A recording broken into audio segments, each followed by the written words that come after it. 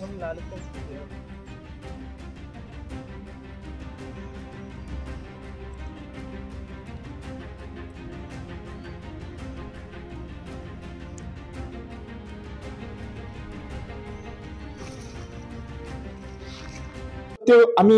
সেউজীয়া হৈ থকা অৰণ্যখনিৰ সংৰক্ষণ বিচাৰিছিলোঁ আৰু এই এতিয়া জীৱিত হৈ থকা সেউজীয়া অৰণ্যৰে জীৱিত হৈ থকা বনাঞ্চলখনিক লৈ আমি ইয়াক অভয়াৰণ্যলৈ উন্নীত কৰাৰ কাৰণে সকলোৱে জনাইবাসীয়ে মনে প্ৰাণে বিচাৰিছে।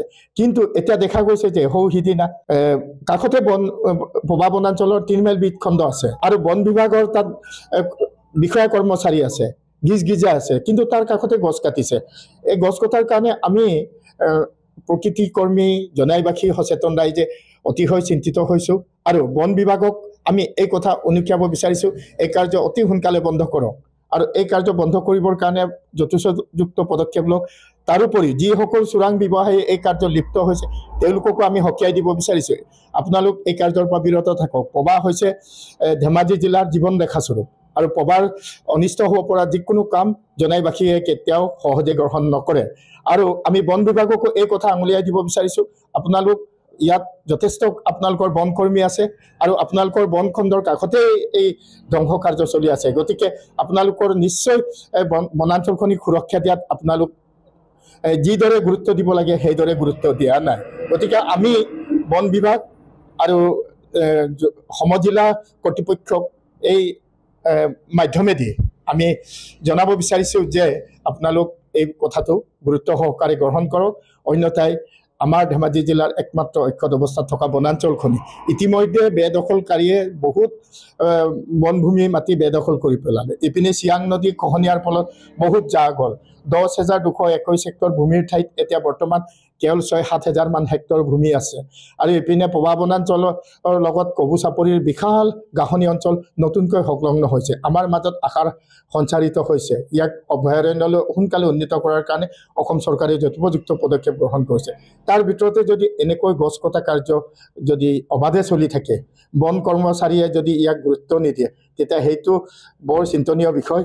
গতিকে আমি অনুৰোধ জনাইছোঁ, জনাই সমজিলাৰ বন বিষয়া, ধেমাজি জিলাৰ বন বিষয়া আৰু ধেমাজি জিলাৰ প্ৰশাসনৰ মুৰব্বী সকলোকে আমি অনুৰোধ জনাইছোঁ এই বিষয়টো অতি গুৰুত্ব সহকাৰে গ্ৰহণ কৰক, যাতে জনাইবাসীয়ে ইয়াৰ বিৰুদ্ধে ভৱিষ্যতে প্ৰতিবাদৰ পদক্ষেপ গ্ৰহণ কৰিব লগা নহয়। ধেমাজি জিলাৰ একমাত্ৰ অক্ষত অৱস্থাত থকা প্ৰস্তাৱিত বন্যপ্ৰাণী অভয়াৰণ্য পবা সংৰক্ষিত বনাঞ্চলখনি হৈছে আমাৰ জীৱন ৰেখা আৰু বনাঞ্চলখনিক অভয়াৰণ্যলৈ উন্নীত কৰিবৰ কাৰণে সুদীৰ্ঘ 30টা বছৰ সংগ্ৰাম কৰাৰ অন্তত সিদিনা বিধানসভাত বন্যপ্ৰাণী অভয়াৰণ্য ৰূপে উন্নীত কৰাৰ ইতিমধ্যে অসম চৰকাৰে প্ৰস্তাৱ গ্ৰহণ কৰিছে। আমি জনাইবাসী অতিশয় আনন্দিত হৈ আছিলোঁ।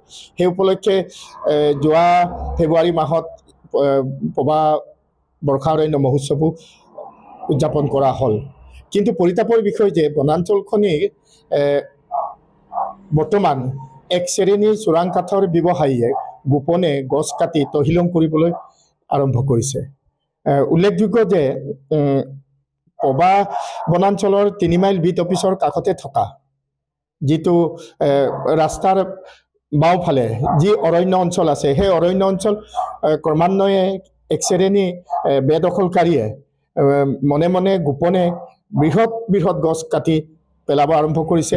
লগতে কিছুমান পুলি গছবিলাক মানে বাকলিবিলাক এনেকৈ চাচি এৰুৱাই দিয়া হৈছে যে গছজোপা মানে কেইদিনমানৰ পিছত মৃত্যু হ'ব লাগে আৰু সেই প্ৰক্ৰিয়া পবা বনাঞ্চলত আগতেও কৰা দেখা গৈছিলে।